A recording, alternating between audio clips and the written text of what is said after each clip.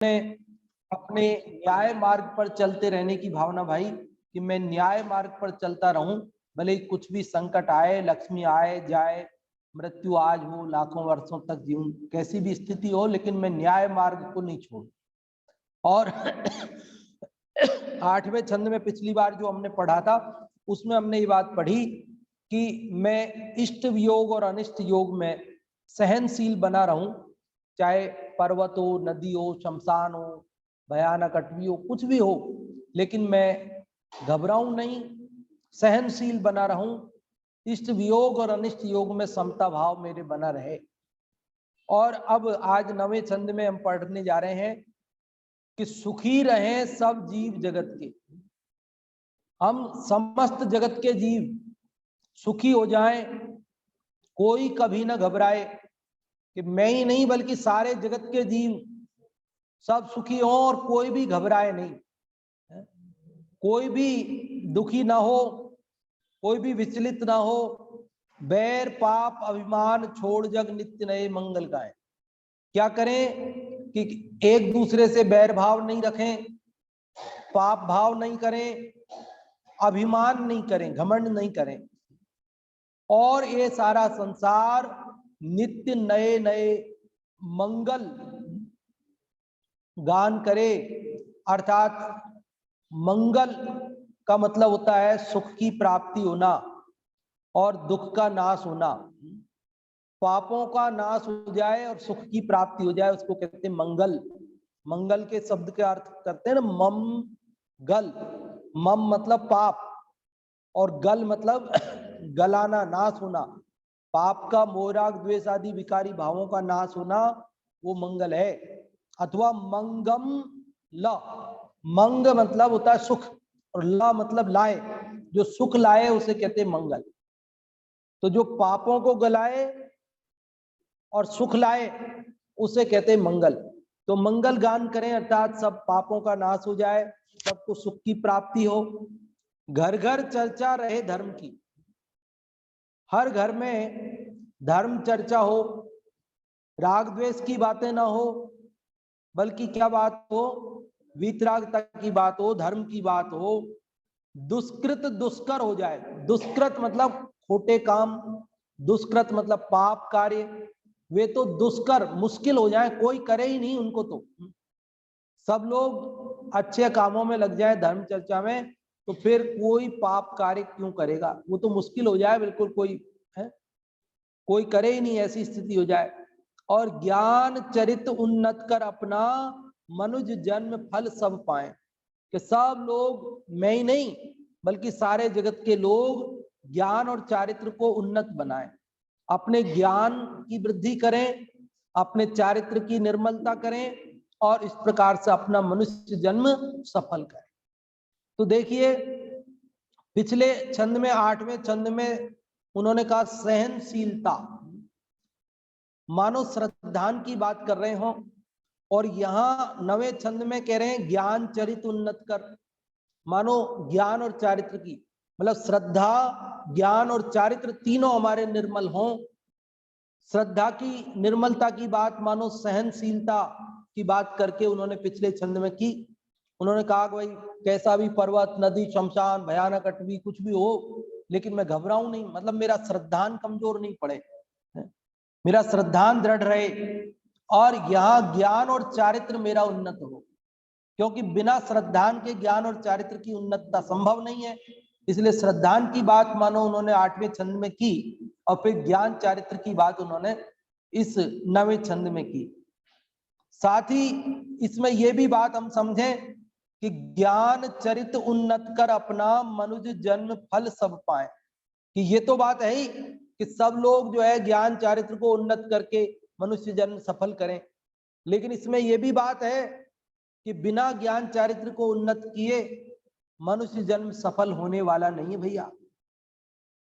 यदि मनुष्य जन्म को सफल बनाना है तो वह ज्ञान चारित्र की उन्नति से ही अरे हमने कितना पैसा कमा लिया, कितने मकान बना लिए, कितना परिवार बढ़ गया, कितने रिश्तेदार बढ़ गए, कितने हमारे मित्रों की लंबी लिस्ट हो गई, इससे हमारे मनुष्य जन्म की सफलता नहीं है।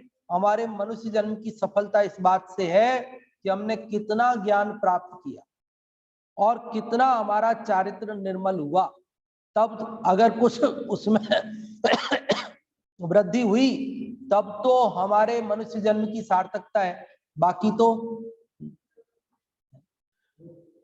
अरे एक चिड़िया भी अपने बच्चों के लिए घर बनाती है, बनाती कि नहीं बनाती है, घोंसला बनाती है ना, और वो भी अपने बच्चों को पालती है, पोसती है, दाना चुगाती है, उनको उड़ना सिखाती है। चिड़िया भी करती है ना, अपने बच्चों के लिए सारी व्यवस्था करती है। और हमने भी वही काम किया कि हमने भी अपने बच्चों के लिए घर बना दिया, उनको कमाना धमाना सिखा दिया, उनको नौकरी धंधे से लगा दिया, उनके शादी ब्याह करा दिए। तो इसमें हमारे मनुष्य जन्म की सफलता नहीं है। हमारे मनुष्य जन्म की, अरे ये तो सभी करते हैं, पशु पक्षी भी करते हैं। हमारे मनुष्य जन्म की सफलता किसमें है कि जब हम सम्यक दर्शन, सम्यक ज्ञान, सम्यक चारित्र की प्राप्ति हो तो हमारा मनुष्य जन्म सफल है।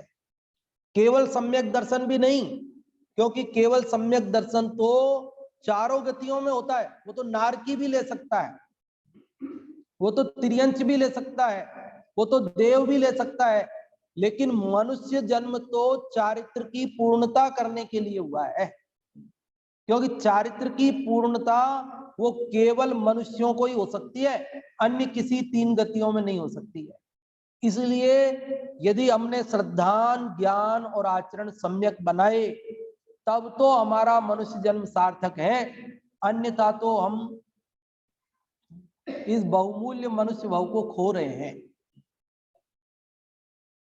श्रीमद जी ने लिखा ना, लक्ष्मी बढ़ी अधिकार भी पर बढ़ गया क्या बोलिए। लक्ष्मी बढ़ गई मतलब पैसा बढ़ गया। तो हमारे पिताजी के पास कुछ नहीं था और हमने तो जो है देखो इतना पैसा कमा दिया है। भैया इस बात में गर्व करने की जरूरत नहीं है। अरे पिताजी के पास कुछ नहीं था और हमारे पास इतना पैसा हो गया, ये बोलने से पहले हमने ये सोचा कि हमारे पिताजी के पास जो था वो हमारे पास है कि नहीं। हाँ, उनके पास पैसा नहीं होगा भले ही, और हमारे पास पैसा हो गया होगा भले ही, लेकिन उनके पास जो था वो हमारे पास है क्या? अरे पिताजी तो पानी छान कर पीते थे, पिताजी तो रोज मंदिर दर्शन पूजन स्वाध्याय करते थे। क्या हम ये सब कर रहे हैं? पिताजी के पास पैसा भले ही कम था, लेकिन उनके पास ज्ञान चरित उन्नत था ना, उनका ज्ञान चरित उन्नत था। और हमारा ज्ञान चरित उन्नत नहीं है ना, तो हमारे पास पैसा भले ही बढ़ गया, लेकिन जो असली पूंजी है इस मनुष्य जन्म की सफल बनाने वाली पूंजी है वो हमारे पास नहीं। हमारे पिताजी के पास पैसा ज्यादा भले नहीं था, लेकिन उन्होंने हमें हाथ पकड़ के मंदिर लाना, मंदिर आना सिखा दिया ना हमको। हमको दर्शन करना, पूजन करना, प्रक्षाल करना, स्वाध्याय करना सिखा दिया, हमें संस्कार डाल दिए। लेकिन क्या हमने भी अपने बच्चों को ऐसे संस्कार डाल दिए हैं? यदि नहीं डाल दिए हैं तो पैसा भले ही हमने कमा लिया, बच्चों को कमाना सिखा दिया, कमा के दे दिया, लेकिन जो असली चीज है ज्ञान चरित्र की उन्नतता वो हमारी कहाँ गई? और वो चली गई तो मनुष्य जन्म कैसे सार्थक होगा? क्योंकि ये 84 लाख योनियों में मुश्किल से मनुष्य जन्म मिलता है। ये जैन ही नहीं सारा विश्व मानता है, सब लोग मानते हैं कि 84 लाख योनियों में बड़ी मुश्किल से मनुष्य जन्म मिलता है।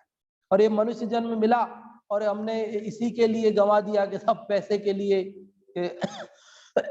नाम के लिए, प्रशंसा के लिए, अधिकार के लिए, पद के प्रतिष्ठा के लिए। तो ये हमारा मनुष्य जन्म हमने सफल नहीं किया, बल्कि हमने उसका दुरुपयोग किया है। जैसे कोई किसी को क्या करे कि अमृत देवे, अमृत लोटा भर के अमृत लो, और वो क्या करे अपने पैर धो ले। उस लोटा भर अमृत से क्या करे, अपने पैर धोले हुए। तो हम कहे तूने जो है अमृत यूं ही बेकार कर दिया। वो कहते कहाँ बेकार कर दिया, मेरे पैर कीचड़ के हो रहे थे, गंदे, बारिश में मैं आया, कीचड़ में पैर संध गया था, तो मैंने उससे धो लिया, मेरे पैर साफ हो गए, कहाँ बेकार किया मैंने, तो बढ़िया कर दिया ना, उपयोग किया आपके अमृत का। तो भैया तेरे पैर गंदे कीचड़ से संध गए थे, उनको साफ करना जरूरी था, ये बात सही है, लेकिन वो तो तू एक लोटे पानी से भी कर सकता था। लेकिन ये जो अमृत है, ये अमृत इस काम में क्यों बिगाड़ा? अमृत तो तू पीता तो अमर हो जाता। ये पानी से जो कीचड़ पैर का साफ हो सकता था, उसके लिए तूने अमृत झुला दिया। समझ में आ रही बात? तो ऐसे हमें मनुष्य जन्म मिला और हम कहते था हमने, देखो रोटी पानी की व्यवस्था, पेट की व्यवस्था तो करनी पड़ती है, हम पैसे कमाए साहब, देखो हमने कहाँ बेकार किया, हमने पैसे कमाए हमने। अरे भैया वो काम तो कोई भी करता है, वो काम तो हम 2 घंटे 4 घंटे भी कमा करके पेट भर सकते थे, लेकिन ये पूरा जीवन इस काम के लिए खराब करने की क्या जरूरत थी भाई? पहले हम आपाधापी करके, ये इनके इन प्रकार हिंसा, झूठ, चोरी, परिग्रह से पाप करके क्रोध कमाते हैं और फिर उस पैसे को खर्च करने के लिए दौड़ते हैं। कमा कमा के धर लेते हैं, फिर उस पैसे को खर्च करने की एक मुसीबत हो जाती। नहीं, पैसा खर्च करना कोई आसान काम नहीं है। कमाना जितना मुश्किल है, खर्च करना भी उतना ही मुश्किल है, आसान नहीं है। आपको लग रहा होगा कि क्या है, यूं ही खर्च कर दें, खर्च में क्या है, कमाना मुश्किल है, खर्च करने में क्या है? खर्च करने में भी बहुत मेहनत लगती है, आसानी से यूं ही खर्च थोड़ी होता है। आप मकान बनाओगे, पैसा खर्च करोगे, मकान यूं ही बन जाएगा क्या? मतलब आप कोई भी चीज खरीदने जाओगे तो यूं ही आ जाएगी क्या? कोई भी काम करने जाओगे तो पैसे को खर्च करना वो भी एक मुश्किल काम है।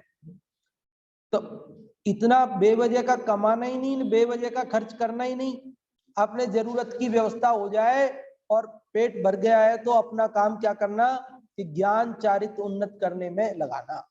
किस में लगाना? क्या लिखा है?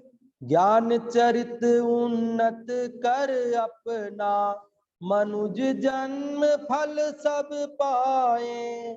ज्ञान चरित उन्नत करके अपना मनुष्य जन्म सफल बनाए भैया।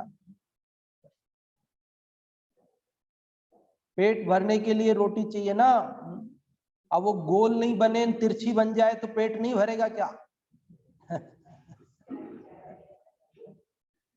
अगर वो रोटी थोड़ी मोटी हो तो पेट नहीं भरेगा क्या? बोलो। लेकिन उस दिन कह रही थी ना भाभी जी के बोले हम महिलाओं का तो पूरा दिन जो है रसोई में ही निकल जाता है, तो पूरा दिन रसोई में निकालने की क्या जरूरत है बताओ? पूरा दिन रसोई में पेट के भरने की जरूरत नहीं है, वो हमारी तृष्णा है कि हमको रोज पापड़ भी चाहिए, रोज अचार भी चाहिए, है ना, सब्जी भी एक से काम नहीं चले, 2 सब्जी चाहिए, 3 सब्जी चाहिए, फिर हमको जो है सूखा नाश्ता भी चाहिए, हमको नमकीन भी चाहिए, हमको रोज दोनों टाइम मिठाई भी चाहिए। अब जब सभी चीजों को ऐसे करेंगे तो फिर तो पूरा दिन रसोई में जाएगा ही जाएगा, उसमें क्या बात है? बाकी तो पेट भरने के लिए तो घंटा आधा घंटे का काम है, दिन भर में रसोई का क्या काम है? अब आप कहोगे साहब आप तो ऐसे ही बोल देते हो, पंडित जी आपका क्या है, लेकिन इतना तो नहीं है ना कि आपका पूरा दिन उसी में जाए। इतना भाई घंटा भर नहीं, 2 घंटा 4 घंटा लगा लो, और क्या लगा लोगे आप बताओ? अभी मान लो जो महिलाएं सर्विस करती हैं वो भी दोनों समय भोजन बना, अब जो नहीं बनाती उनकी बात नहीं, भोजन बना रही है तो भोजन भी बना रही है, सर्विस भी कर रही है, दुकान भी कर रही, भोजन भी बना रही है, और ये जो मजदूरी करते हैं वो मजदूरी भी कर रहे हैं दिन भर और भोजन भी बना रहे हैं। अब आप कहेंगे आप उनकी तुलना हमसे करते हो, अरे भाई तुलना उलना की बात नहीं है, लेकिन अपने को भी आत्म कल्याण के लिए 2-4 घंटा स्वाध्याय धर्म ध्यान के लिए निकालना है तो निकाल सकते हैं, मुश्किल नहीं है। उस काम को हम चाहे जितना बढ़ा सकते हैं और उस काम को हम चाहे जितना घटा सकते हैं, वो सब बढ़ाना भी अपने ही हाथ में है और घटाना भी अपने ही हाथ में है। एक कपड़े को अपन 2 दिन पहन के भी, अब ये कुर्ता मैं रोज की रोज धोने डाल दूं, ये भी हो सकता है, और मैं ये कुर्ता 4 दिन पहन के धोने डाल दूं। अब 1 घंटे के लिए यहाँ पहन के आता हूं, कोई 24 घंटे तो पहनता नहीं हूं, 1 घंटे के लिए पहन के आता हूं। सर्दियों के दिन है, पसीना आता नहीं है। अंदर कपड़ा अलग पहना हुआ है, तो ऊपर अलग पहना हुआ है, एक इसका बिगड़ता क्या है? अब लेकिन मैं रोज ही धोने डाल दूं, अब रोज ही धो, रोज ही प्रेस करो, रोज ही सुखाओ, रोज ही, तो काम बढ़ेगा ना भाई। और उसको 2 दिन पहन लो, 4 दिन पहन लो, तो ऐसा कोई गंदा मत पहनो, साफ पहनो भाई।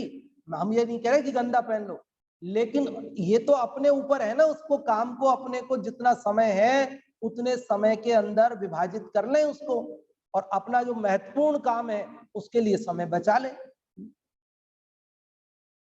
अब इसमें से कैसे निकालना है अपने को समय, वो तो अपने को देखना है। आप लोग निकालना जानते हो, ऐसा नहीं है।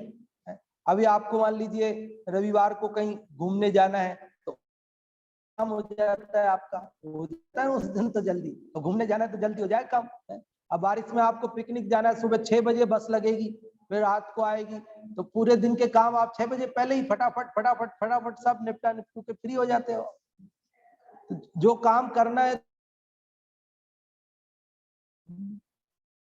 वो रजनी भाई आए थे तो उन्होंने वो पिक्चर का बोले, आपको अगर 3 से 6 पिक्चर जाना है तो आप 3 बजे पहले शाम का खाना वाना सब बना बनू के रेडी करके तैयार रख देते हो, नहीं टिफिन पहुंचा देते हो, दुकान पहुंचाना, दुकान जहां वहां ये सब काम कंप्लीट कर दिए और फिर आप अपना काम कर लेते हो।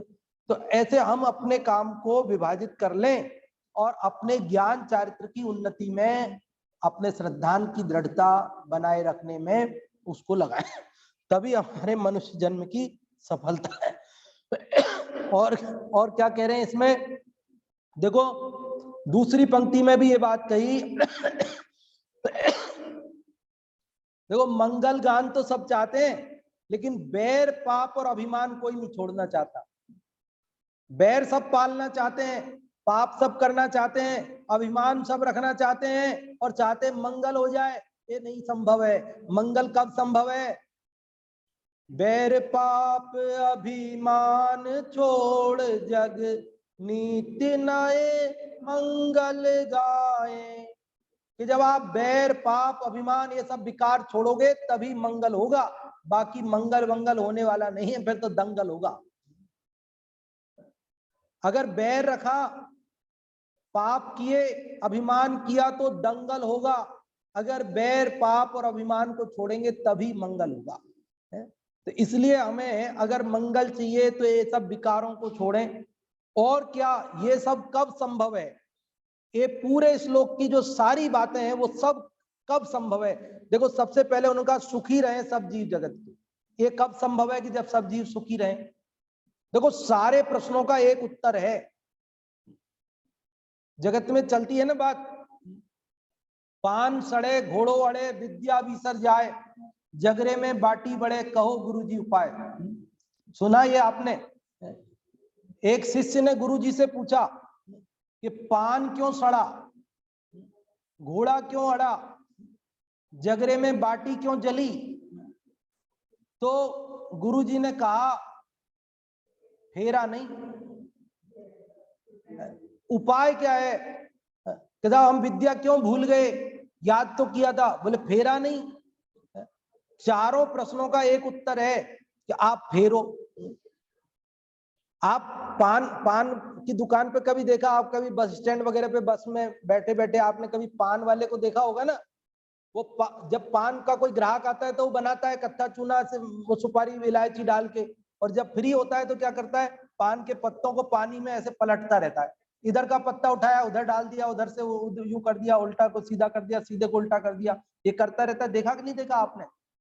क्यों करता है? ताकि सड़े नहीं।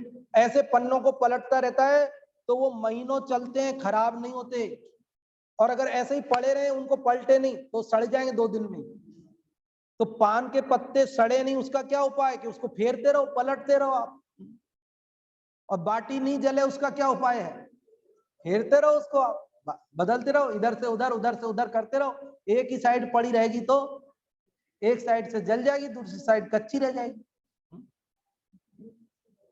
और घोड़े को रोज फेरते रहो, चलाते रहो। पहले घोड़ा होता था, आजकल कार वार तो है ना अपने घर में, तो कार को अगर महीना भर नहीं चलाओ तो क्या होगा, स्टार्ट ही नहीं होगी। तो वो कार के मैकेनिक कहते भैया कार रखी है तो तुम्हारे काम हो चाहे नहीं हो, लेकिन एक सप्ताह में तो एक बार चला ही आया करो 2-5 किलोमीटर। अगर आप नहीं चलाओगे तो फिर खराब तो होगी, वो तो काम नहीं आएगी फिर। ऐसे ही पहले जमाने में घोड़ा रखते थे और उसको महीनों तो सवारी नहीं करे, फिर उस पर बैठे तो बिदकेगा, गिरा देगा मालिक को, चला बैठने थोड़ी देगा उसने ऊपर। तो उसके ऊपर रोज बैठ के एक बार चक्कर काटना पड़ता था, तब जाके घोड़ा चलाने दे। और क्या था, विद्यार्थी याद करता है फिर भूल जाता है, तो बोले क्यों भूल गया, क्योंकि फेरा नहीं। अरे भाई रिवीजन करते रहो तभी वो याद रहेगी बात। तो 4 समस्याएं है ना, चारों का उत्तर एक है, क्या, फेरो। तो यहाँ जो जितने भी हमारी समस्याएं उन सब का एक समाधान है। क्या है समस्या?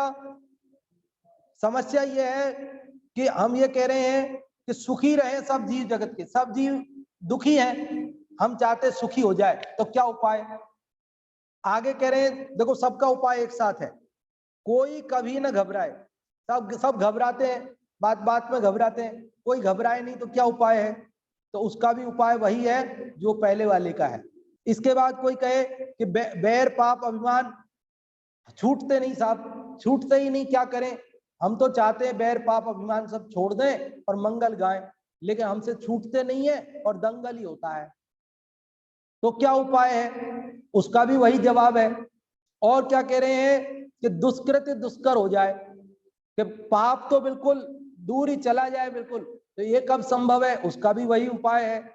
ज्ञान चरित उन्नत हो जाए हमारा, तो उसका क्या उपाय है? तो बोले उसका भी वही उपाय है। मनुष्य जन्म सफल हो जाए, तो वो कब संभव है? कि उसका भी, इन सब का एक उपाय है, क्या?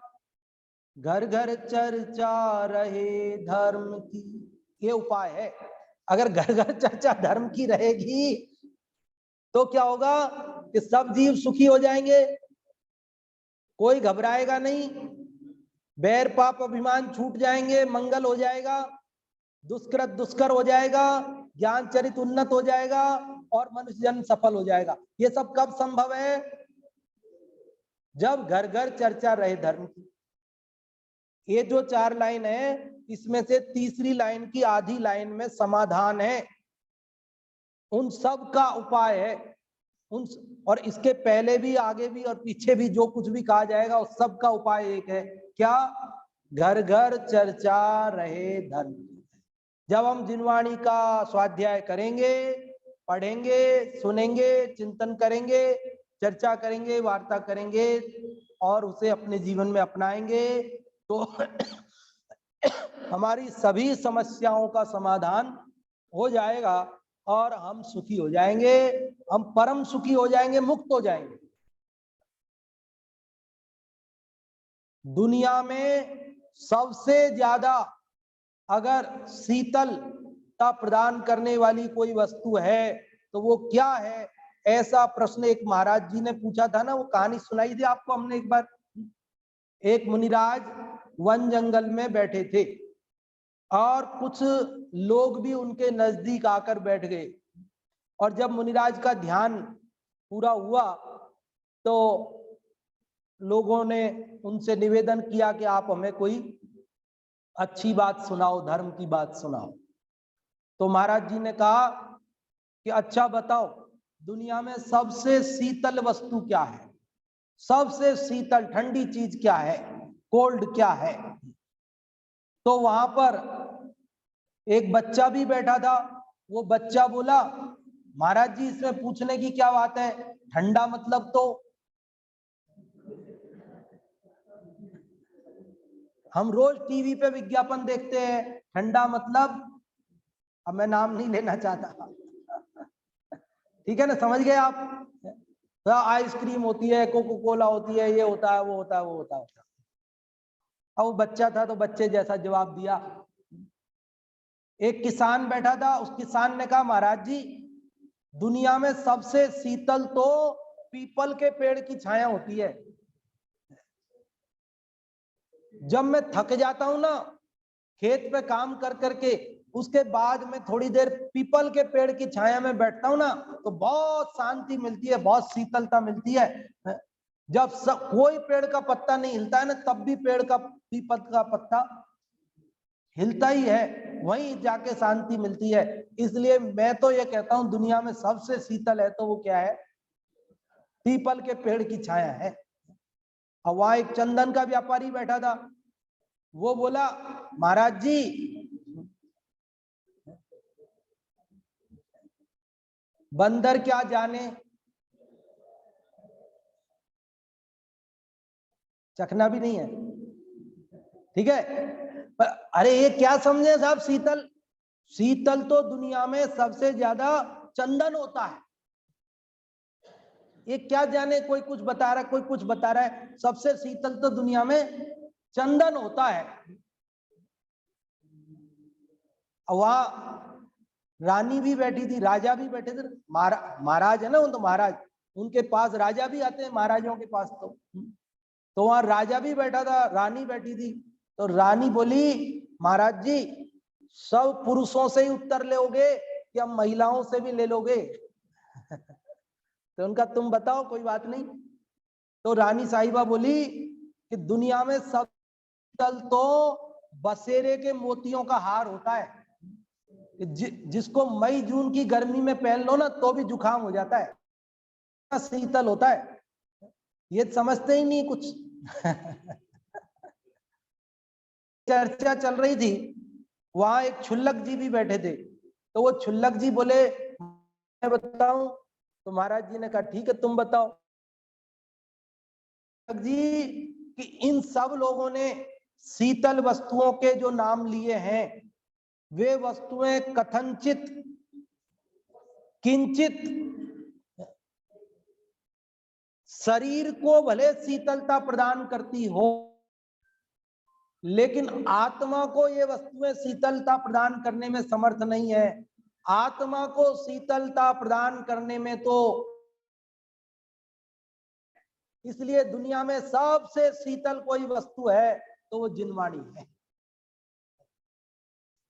आप भी तो ये महसूस कर रहे होंगे ना कि अभी हम पौन घंटे से यहाँ बैठे हैं, सुबह 6 बजे से उठे थे, तब से लेकर अभी तक के टाइम में सबसे शांति शीतलता वाला समय कौन सा रहा आपका? सुबह 6 बजे से लेकर अभी आपके 8:30 बज गए, यहाँ तक आपको कौन से समय आपको शांति मिल रही है बताओ? अभी मिल रही है कि घर पे पहले कभी मिली थी, दुकान पे बैठे हुए, घर में रसोई में काम करते हुए, कब मिली बताओ शांति? सबसे ज्यादा शीतलता तो एक घर घर चर्चा रहे धर्म की, तब तो सब जीव जगत के सुखी हो जाएंगे, कोई घबराएगा नहीं, और बैर पाप अभिमान छूट जाएंगे, मंगल हो जाएगा, और क्या होगा?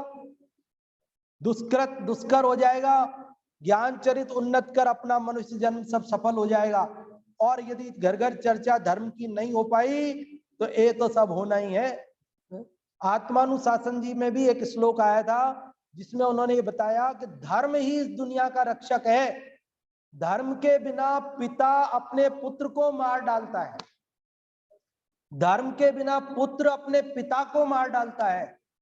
एक धर्म ही है, जब चित्त में रहता है ना तो फिर तो शेर और गाय एक घाट पे पानी पी लेते हैं। नेवला और सर्प धर्म होता है ना, धर्म दया भाव, दया विशुद्धो धम्मो, धर्म जिसके चित्त में प्रवेश करता है तो फिर कोई किसी को मारता नहीं है, सब एक दूसरे, सबकी रक्षा हो जाएगी। लेकिन यदि धर्म नहीं चला गया मन से तो फिर तो हिंसा ही हिंसा है। फिर तो माँ बेटे को मार डाले, बेटा माँ को मार डाले, भाई भाई को मार डाले, क्या क्या दुनिया में कर्तव्य नहीं होते, रोज हम पढ़ ही रहे हैं, रोज रोज है ना। तो धर्म ही इस दुनिया में एकमात्र सहायक है। आज हमने ये नवे छंद की चर्चा की मेरी भावना में, जिसमें हमने ये बात समझी कि घर घर चर्चा धर्म की रहेगी, जिनवाणी का स्वाध्याय रहेगा, पठन रहेगा, मनन रहेगा, चिंतन रहेगा, अनुकरण रहेगा, तो अवश्य ही हमारे समस्त संकट दूर होकर हमें परम शांति सुख की उपलब्धि होगी। आप और हम सभी ऐसे धर्म चर्चा के द्वारा अपने श्रद्धा ज्ञान चारित्र को उन्नत करके मनुष्य जन्म को सफल करें। इस मंगल भावना से अभी की बात को विराम देते हैं और जिनवाणी स्तुति करेंगे 9 नंबर।